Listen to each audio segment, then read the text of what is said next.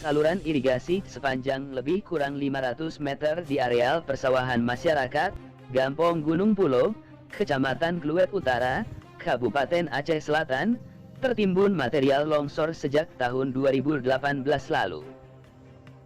Kejruen Blang Gampong Gunung Pulo, Mawardi menyebutkan, akibat kondisi tersebut, para petani hanya bercocok tanam dengan mengharap musim hujan untuk mengairi sawahnya. Irigasi yang telah kena longsor kemarin tahun 2018 itu kami bermohon akan segera dibangun,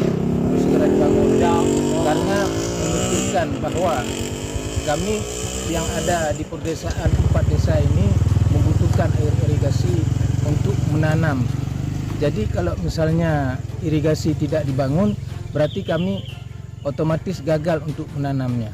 Adapun yang telah ditanam juga kan membutuhkan air kalau padi gitu. Tapi kalau misalnya tidak dibuat ini, jadi padi yang telah ditanam juga gagal untuk tumbuhnya. Akibat tertimbunnya saluran irigasi tersebut berdampak terhadap areal persawahan masyarakat di 4 gampong dalam Kecamatan Kluwet Utara. Sehingga lahan persawahan beralih fungsi menjadi sawah tadah hujan, ladang, dan lahan tidur. Harapan kami harus terbangun dengan segera, karena dampaknya seperti tadi, korban 4 desa.